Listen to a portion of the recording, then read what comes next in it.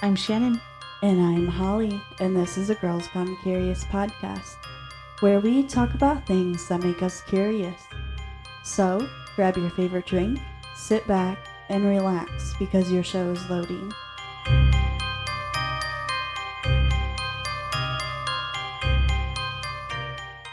Today's episode includes the following trigger warnings, mentioning topics of self-murder and murder.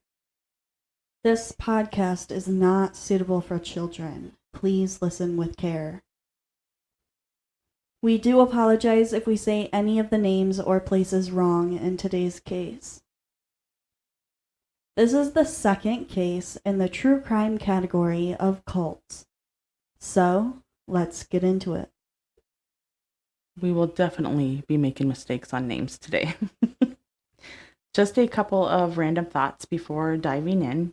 So with the research we have done on cults so far, this being our fourth case total, there have been questions circling around each one, like, how could someone join a cult? How would someone know that they were in a cult? How would you break out of a cult? I guess the answers truly are not really simple.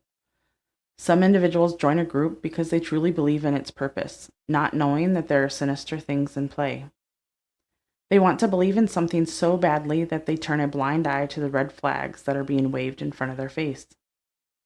They don't understand that they are slowly being brainwashed. Some don't even know that they are involved in a cult until they are able to step back for a second, or there is one thing that happens and it all comes together and they get out, or they try to. Some are born into it, and when they are old enough to understand, they start questioning the hell out of everything. Children born into a cult and questioning everything, well, that is a part of the cult for today's case, the Solar Temple. Luc Joret was born on October 18th, 1947 in Belgium, Congo. His family would move back to Belgium and would live there for some time. Joret would graduate from high school and would continue his education at the University of Brussels. He would graduate with his medical degree from here in 1974. He would then join the Belgian army and he would serve as a paratrooper. Once he was done serving in the military, he would open his own medical practice in France. He would continue furthering his education to become qualified as a homeopathic doctor. What's a homeopathic doctor?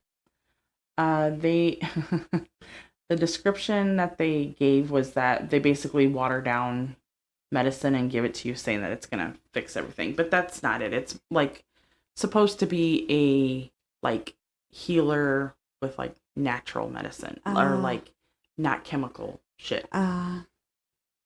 Bullshit, basically. Yeah. I guess the best way to describe it is alternative medicine. For much of the next few years, Joret would travel the world learning different practices of medicine. Some of the places that he traveled included China, Peru, India, and the Philippines. Joret was said to be highly intelligent, calm speaker, good talker, very charming, and spiritual. He always seemed to have the answer or knew how to get the answer, or he knew how to bullshit. That's a lot of theme going on with cult leaders. Exactly. Once the traveling was done, Joret would get married to a woman named Christine. They would have a baby boy, but it would pass away soon after it was born. This would be too much for the couple, and they would end up getting a divorce. During that time, Joret would begin traveling again, but this time he was looking into the occult. Side note, an occult is the belief or practice of supernatural, magical events, or phenomena. Upon one of his trips at a medical convention of sorts, he would meet Joseph de Mombro in Geneva, Switzerland. Mombro was born on August 19th, 1924. He was the oldest child and had a younger brother and sister. Mombro would go to a private Catholic school for his education. At 16, he would have to drop out of school to work. This was during World War II, and several kids would drop out of school to work. Most likely because their parents were fighting, so they would have to bring in money somehow. Yeah. He would get a job at a local jewelry store.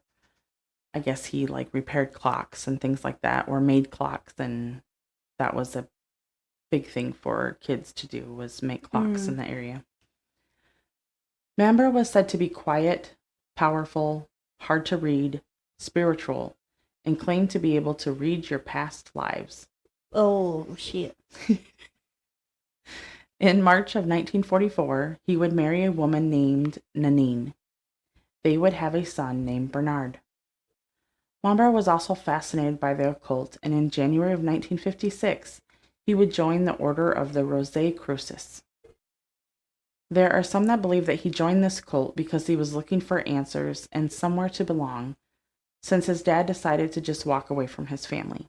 So I guess his dad was in the military and he had to go to war. And when the war ended, the family never heard from their dad again. He just, peace out, left. Wow. Yeah. That's awesome. I don't think there's any good news in this story at all. Yeah, but it doesn't give the piece of shit excuse. Exactly. We'll say it however many times we need to. Yep. So every time. Yep. In 1970, Mambra would join another cult, the New Age movement. Here he would become a leader of the organization. That just wasn't enough for him, so he started his own cult in 1973. He would call it the Center for the Preparation. Can you be any more obvious? He would spend the next 3 years running this organization as he had the New Age movement. These names aren't really, like, secretive. Like, you can tell. Yeah, you can tell that... It's kind of leading towards something. I think I may have heard of the New Age movement. I think I did, too. I don't think I heard of the... Was it a Rosé? Yeah, the Rosicrucians? Yeah. I don't think I heard of that one. I never heard of that one either. Mambra believed the universe was changing and that his cult would be the first to enter the new one. He claimed to be a descendant of Moses and the Egyptian pharaoh. I'm going to say this wrong. And the Egyptian pharaoh A.K. Lenetin. Lenetin was the father of Pharaoh Tut. King Tut. So for once, not Jesus. Sorry. That's later. Oh, okay. I jumped ahead. Sorry. Juret was the Grand Master of the Renewed Order of the Temple in 1981. So this was like the next cult that he joined. So he was joining them all. How can he just like join and then leave and then join and then leave? I think he was still a part of it. He was just joining them. Or he was saying like, oh, I'm going to go to this place and recruit more or something. That could be too. That very well could, because he was... Well, and if he can like talk people up and like, if he was a leader for the New Age. Yeah, right? For the New Age, yeah. He could do whatever he wanted, pretty much. Whatever. I'm just going to continue writing a list of each cult that he... collects. Yeah, apparently. Like baseball cards. Pokemon? Yeah. And that's actually what one of the people said was that he's collecting them like Pokemon cards. Oh, man. Juret and Mambra would get together and come up with what they thought was a great idea. They wanted to start another cult together. Why not? Create a whole new one. Yeah, why not? It's not like any of the other ones mean anything. Right. In 1984, the two created the Solar Temple. Both strongly believed that they were both heirs from the medieval knights of Templar Guards of the Holy Grail. What the fuck? Get out of here. Side note, the Holy Grail is a cup, chalice, or vessel that is related to Jesus and the epitome of spiritualism. Okay, so this is where Jesus kind of comes in. And then it comes in later, too. But is he still, like, a reincarnation of, what is it, King Moses Tut? and King Tut's father. Like, he's still that, He still thinks he's that, at this time. I don't think you can be all of them combined. Yeah, and a knight.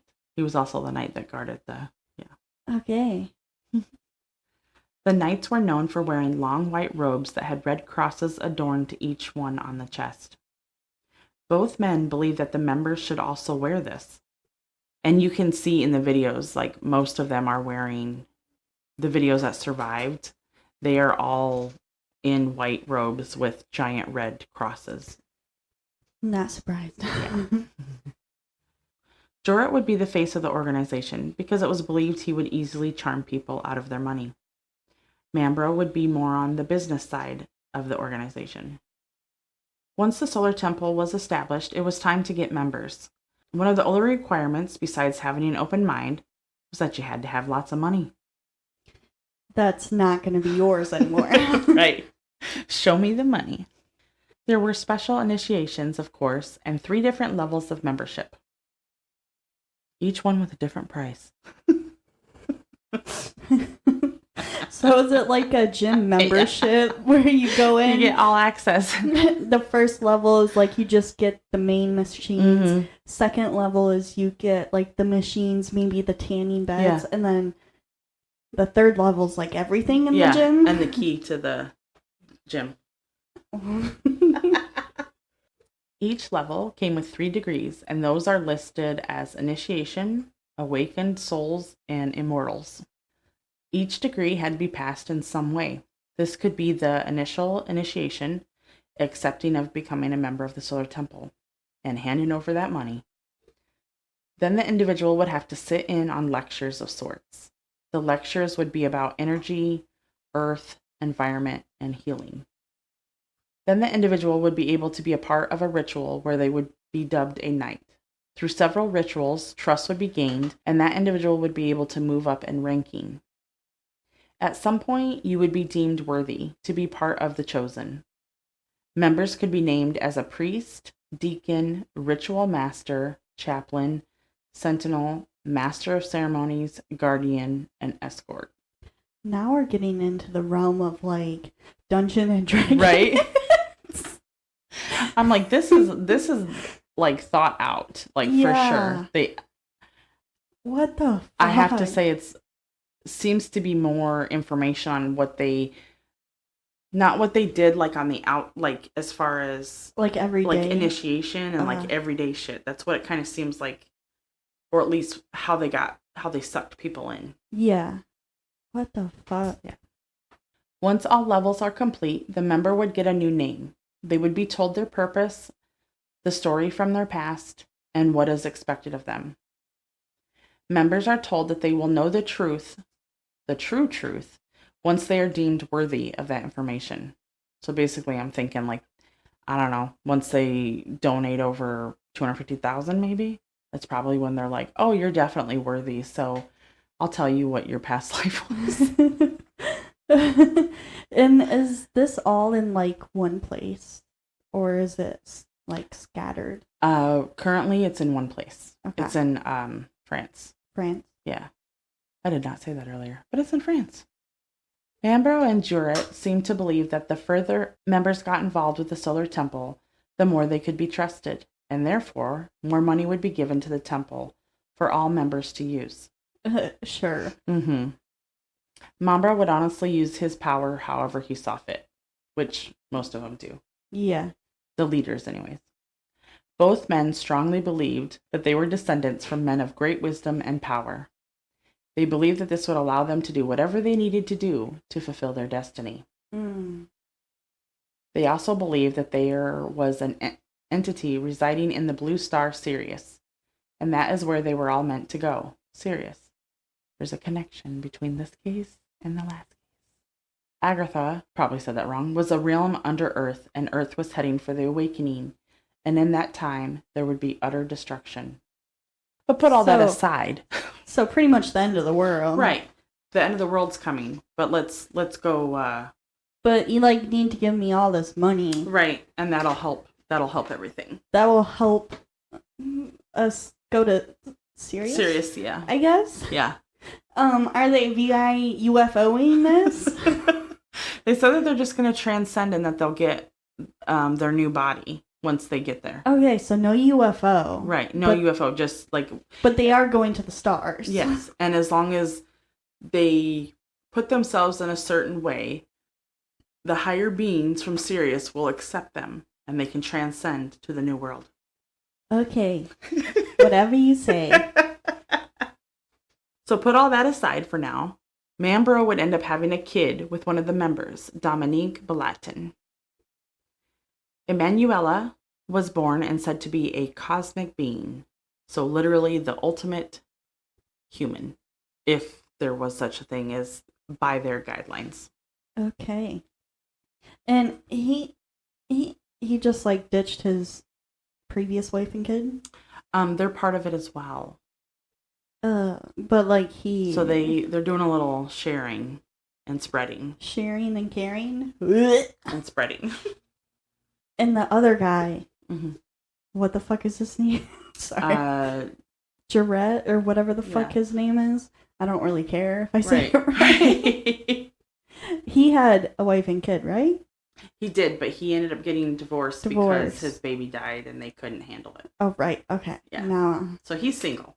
He's single and ready mingling. to mingle. Mingling with multiple members. Multiple that have been double dipped. Yeah. What the fuck? Okay.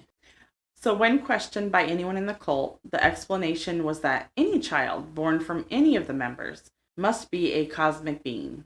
This was just accepted. They all believed that all of the children were immaculately conceived, and these children would be the purest of all.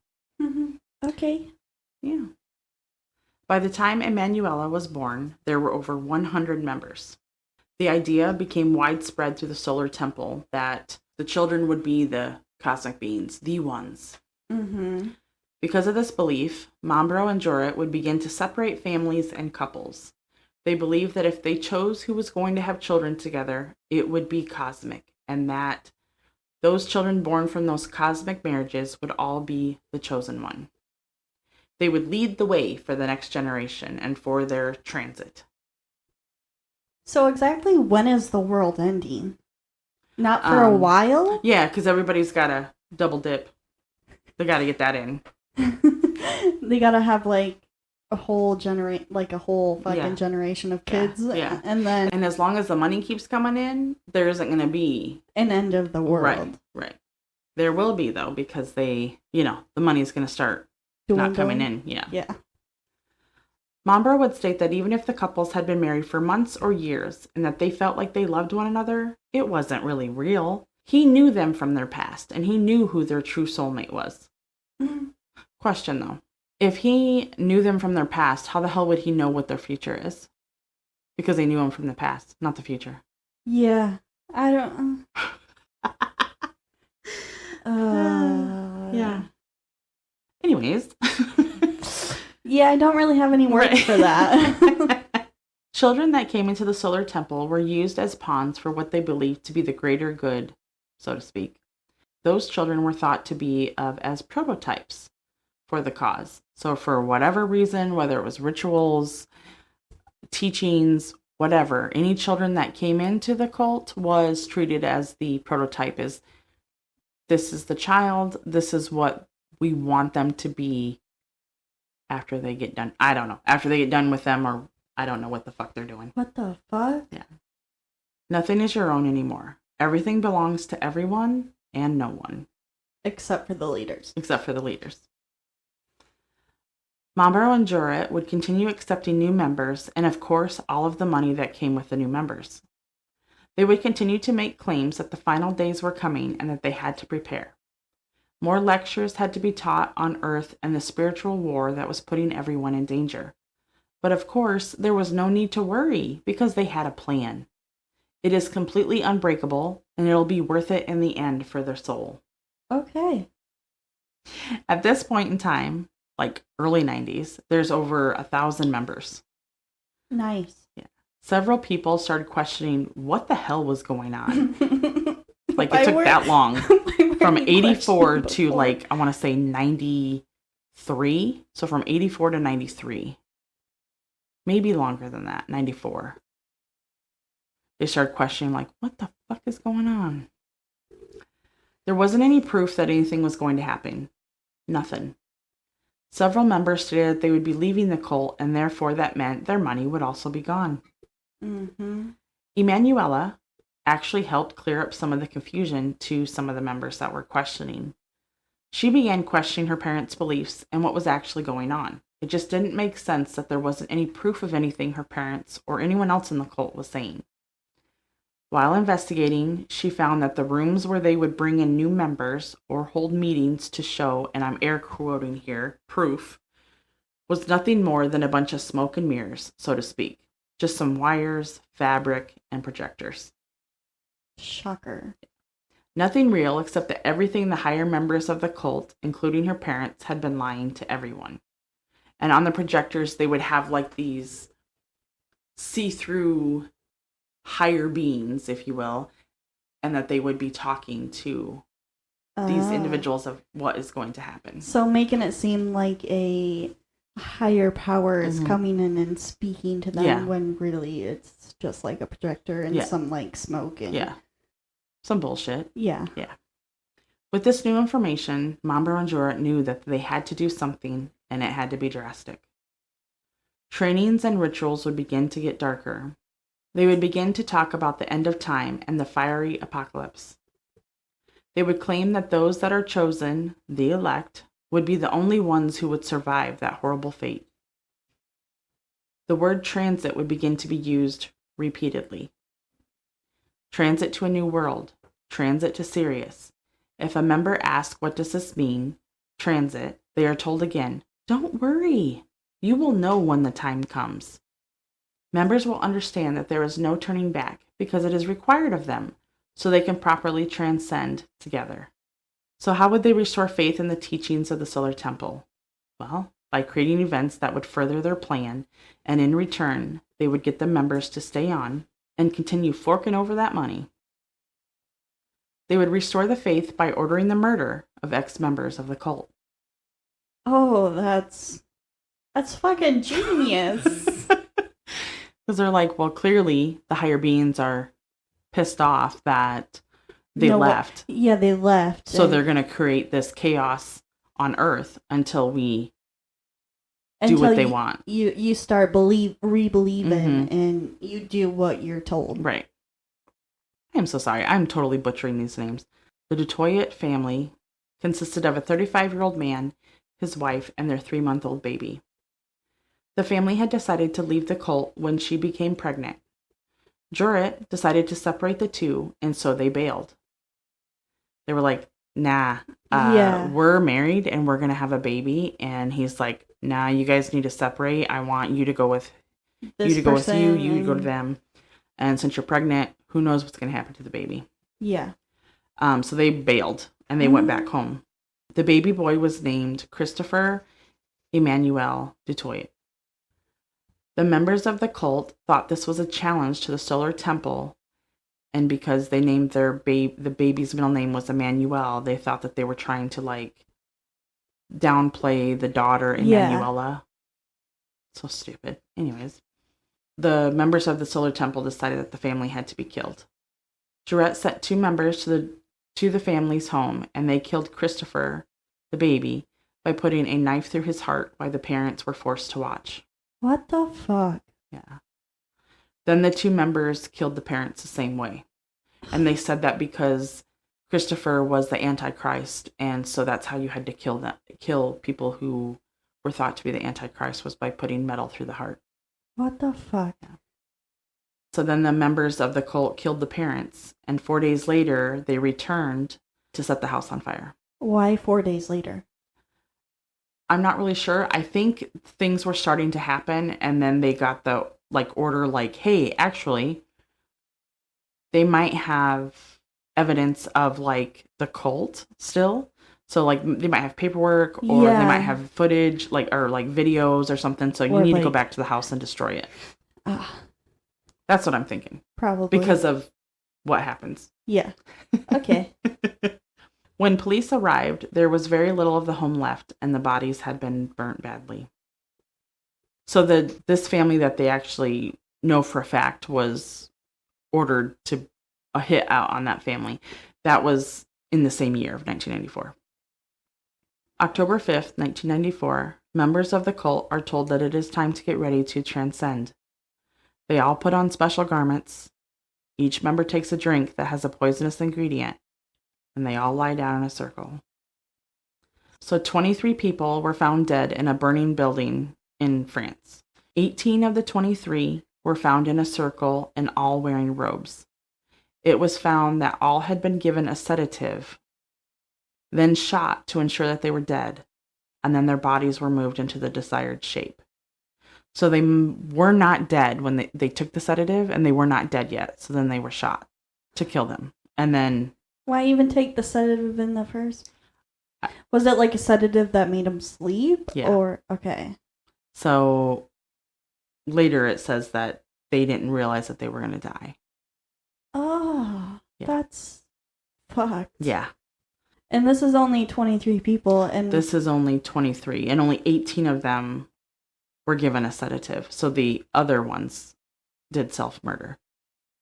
Because they were the ones that were supposed to ensure that this actually happened. Oh. And there's like multiple places. What the fuck? Yeah. Supposedly the members that were dead at this location included Mambro, a mayor and his wife, and a well-known reporter. I couldn't find the names, but supposedly that's who was included in those 23 members. I'm surprised one of the leaders was in that. Yeah.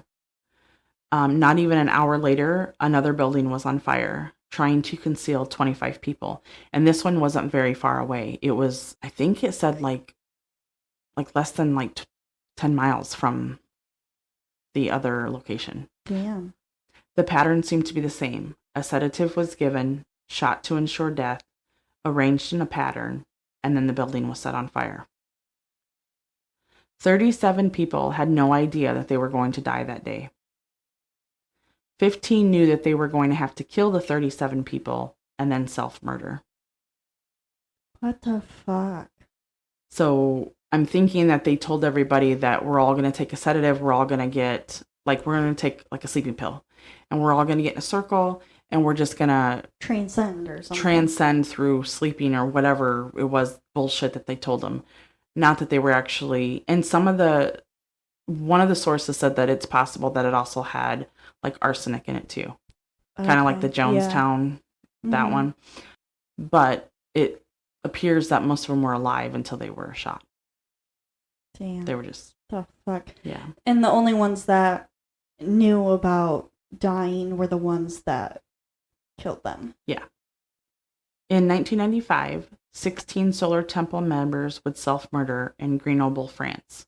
So that was still going on. Police are still investigating, trying to find out what the fuck is going on. And this is the following year, and still more members are, and it's the same thing, same pattern, same everything. What the fuck? Where's the piece of shit leader? I know they one of them. They don't say which. He dies supposedly in one of the other,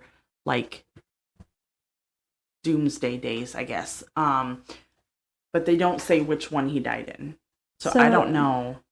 You don't know if it's in 1994 or if it's in the later one? Yeah. I think he probably died in the second one in 1994. The same day, but the second house or the second chalet. Yeah. I don't know. Unless he backed out last minute.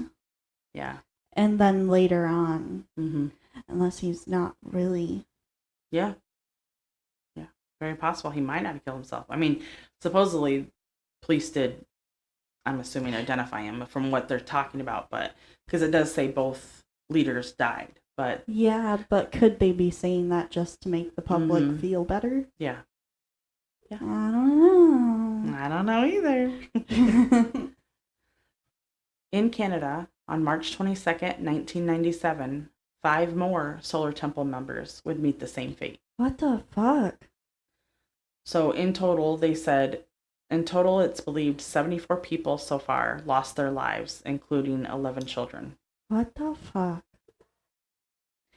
And of course, as these cases usually go, there are some individuals who are required to stay behind and make sure everyone transcends. They, of course, never drink the drink, never drink the concoctions, whatever is made. They were ordered to burn everything, though, leave no evidence behind of anything. This would include all teachings, any type of writing, all books, financial reports, blueprints, deeds to any of the homes that they purchased, tapes, buildings, bodies, all of it. The fire was not successful, and maybe that was on purpose, so that maybe they had a second thought, like, what the fuck? And what then, the fuck am I actually doing? Yeah. Or... And then, so that people would know what the hell happened. But some of the people, they didn't take some of the people that did self-murder, they actually burned alive. They didn't have a sedative in their system. So, I don't... That's how they self-murder, was burning alive? Burned alive, yeah. They started the fire and then just... stood in it? Yeah. Laid in it? Yeah. What the fuck? Yeah. I would never do this, but like, if I was self-murdering, I would take the shotgun, because you said they were shot. The other ones were shot to make sure. I would take that and use that on myself, not... I can't imagine. Burning alive. That's why I don't necessarily believe that was the case either, but... Unless the fucking piece of shit leaders said that you guys have to... You can't do it by shotgun or something like that. I don't know. It's fucking... Well, and that's the thing, too, is how did they... Did the one leader actually pass, or did he put his ID on a badly burned... Yeah. Unidentifiable body? Yeah. Like, what the fuck? Well, and this is 1990s, so it's... The DNA's not as good as it is today. Right. What the fuck, man? Yeah. So with the investigation comes so many questions, and some remain unanswered today. In 1997, there was only a few members left that were known. One of the individuals was Michael Tabachnik, was close with Mombro, and he was actually the president of the Golden Wave Foundation that Mombro had created. So one of the many cults that he had. I don't have that one on my list. I think that is another name for... This wasn't the cult. This was the foundation he could funnel money through. Yeah. Okay. I was like, I don't have that list on my of 10 million cults. I believe that was how he was funneling money. Okay, so it's like a separate... Yeah. Tabachnik would be tried in France in 2001 and 2006 for all of the murders, and both times he was acquitted during the trial. Huh? He was found innocent on all counts. Because even though he was they were just looking for somebody to blame, and even though he was a member, he wasn't the one ordering the hits on people. He wasn't the one that was shooting them. He wasn't the one handing out the medication. The one starting the fires. Yeah. I mean... Well, that we know of. Yeah, that we know of. Yeah. Yeah, so there was some extra things that I found that didn't really fit, but kind of fit, but I wanted to kind of talk about them, so I put them in the mentionings. I think that's what all of our mentionings are things that we couldn't fit or forgot and was too late to fit in there. Yeah. So we just threw it at the bottom. And I didn't want to contradict what it in the beginning. I didn't want to, because a lot of it is confusing, and I didn't want to. So the first one is why. It is believed that in the early 1980s, there was such a desperation for meaning in one's life. People wanted to know what their purpose in life was, and they weren't seeking answers through traditional religious ways. Some felt like religion as they knew it wasn't inspiring and just stagnant.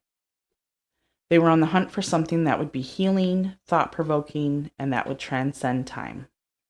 So find a fucking hobby. I hear gardening in France is beautiful. Just like... What should I do with my life? Garden, knit, join a cult, or join a cult? Apparently that one. What the fuck? In another source, the 3 levels, so how they talked about the levels of the... Gym membership? Yeah, the gym membership. They're listed as, so instead of initiation, that kind of thing, it's Brothers of the Court, Knights of the Alliance, and the Immortals. Okay. So they actually didn't list a couple of the survivors, which I thought was interesting because I only found 2. And it could be because their names were already released, out in the public, and then they were so scared. But Charles de Verne and Evelyn Brunner were fearful for their lives and went into hiding. It is believed that they were part of a cult survivor group. And then that also went down. It's there, but like non-existent. In the early 2000s, there was still close to 500 followers of the Solar Temple.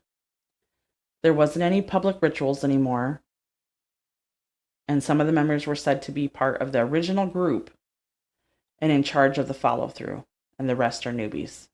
So this is where I think that maybe one of the leaders actually still... because it says original group. They were part of the original group. Yeah. And the original group was over 100 people. Yeah, that's suspicious. Yeah. And at the time everything started like really moving and grooving, and they're like, oh wait, we actually have to provide proof, so we're going to put a hit out on these families. They had 1,000 members. So to me, the original was like the first 100. And then they were like, oh, well, shit's starting to hit the fan. We got to start. Yeah. And from the way it sounds, doesn't sound there 1,000 people that died. There were 74 people total that died. Yeah. So it's like what? Yeah, so there's definitely... That makes no sense. If there was 1,000 members, but only 7... Apparently, only 74 died. But what about all of the others? Yeah, if they were supposed to transcend this way. And they all just like... I would say probably close... I'd probably give a couple hundred were like, nah, this shit isn't making sense. Out, you guys are full of shit. Be gone. So that leaves 800... And then you have 500 still remaining for the survivors or whichever. It says 500 followers of the Solar Temple. I don't know. Doesn't make any sense to me. Yeah, I don't fucking know. Yeah, that's what the numbers are not contradicting. Up, yeah, the numbers are contradicting for sure. And that's one of the hard things about when we do cases that involve cults, which this is only our fourth one, but the adding up isn't adding up. Yeah. Not like the Heaven's Gate. Not like Heaven's Gate. That, like, to me, that added up because they kept track of all their members and stuff. Yeah. But, and it, like, dwindled down because it happened over 20 years. And people left because nothing was happening. Yeah. And this one, it was over 10 years. And then it was, like, happened, I want to say within the course of a year. It was like bam. Yeah. Very quickly. So actually go ahead. And then it's like scattered too, which doesn't make sense to me. Like I would expect it all to like happen at once. Yeah. And it happened like the two big ones happened on the same day. Yeah. But then the other ones were sporadic over the next couple of years. Yeah, so maybe it's cult members thinking like, oh, we're gonna do it. I don't. We don't want to miss it. Yeah. But at the same time, wouldn't you just do it in the beginning? Yeah. Especially if you already knew the dates. Yeah. But this kind of reminds me of the People's Temple, which was the one I did before, where they all went to Jonestown and they all drank the Kool-Aid and passed from that. But they all. Again, they didn't know that they were going to die. But which is so fucked up. Mm-hmm. And that's why I think Heaven Gate was like a little bit different because they all knew. Yeah, they all knew what was going to happen. What they were doing. And they even filmed a video about talking about doing it. So they were all prepared that they for sure knew what they were going to do. Which is so... It's different because they all consented to it. Yeah. These individuals, none of them consented to being... Except for the ones that self-murdered. Yes. But the other one, the 37, or at least in that initial day... The ones that were posed in... Yeah. They had no idea that they were going to be killed. Or that they were going to be dying. Yeah, what the fuck? I hope that all of those ones that didn't know that they were going to die stayed asleep, like actually died. Where they couldn't feel anything. They didn't feel anything, and it just happened in their sleep because of the sedatives. Yeah. Hopefully that's what happened. I hope so too. Hopefully they went in a peaceful way. Mm-hmm. Except for the leaders. The leaders can go fuck themselves. They probably did. Probably. Oh, man. Do you have any questions? I know you wrote down a lot over there. I was writing down all the different the cults. cults, because I was curious if any of them were still like happening. Yeah, I did not check. I did see that. I thought one was still, and I want to say it was the New Age movement. I think that one was still, or at least a section or a sect of it is. I don't know about the Rosicrucis one. About it still being active. Something else popped up. Rosicrucianitas. I don't know how to say that. Yeah. So they actually have a website. Huh? Yeah. So maybe they're still... It's a community of philosophers who live by natural law and live in harmony. Okay. 2027, Panama City in the Republic of Panama will become the honored host of an event of global importance. The next World Convention for the ancient mystical order Rosicrucis. No, thank you. So yeah, I guess it's still very active, it seems. It was created in 1949, it looks like. Or at least that sect was created in 1949. It says the New Age movement is still active. In 1938, it had up to 1 million followers. Holy shit. It's just, there's some fucking... Yeah, I don't fucking know. That's a lot. Yeah. That's a lot, especially in 1939. That's a lot of people. It says that people dropped out after, I think, like, the leader passed away. A lot of people stopped following. Which, I mean, makes a little sense. Like, if the cult leader dies, then what's the... Yeah. Unless there's someone that's gonna take the place. On, or, like, create a offspin of that, because I've seen that done, too. Yeah. Which I think that's what happened with the Rosicrucis. Yeah. That one? I think that one is what happened. Was there, like, rules in the cult? I'm assuming there was.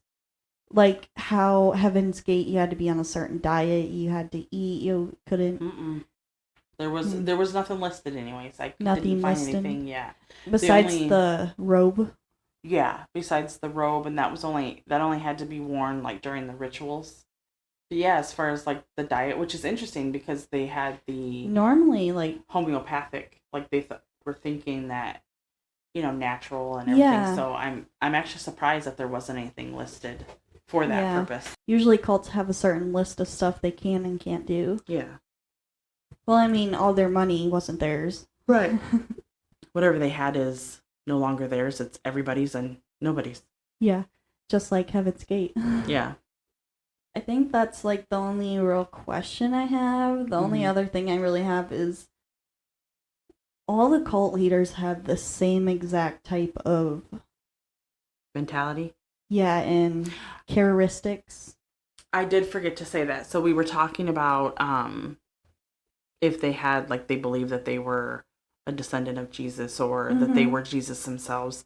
Yes. So at one point towards the end, they both were claiming that they were basically doing the work of Jesus. And that, so the day that they were going to die, they all created a Last Supper.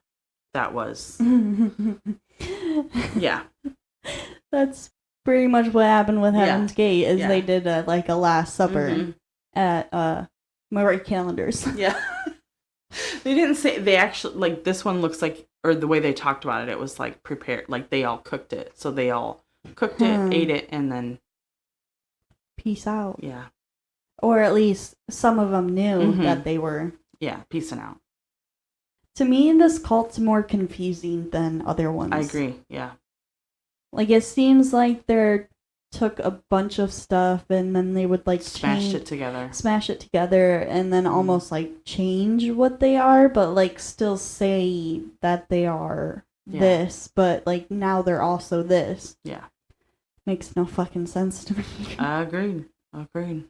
Okay, yeah. And that's all I have on this. Same.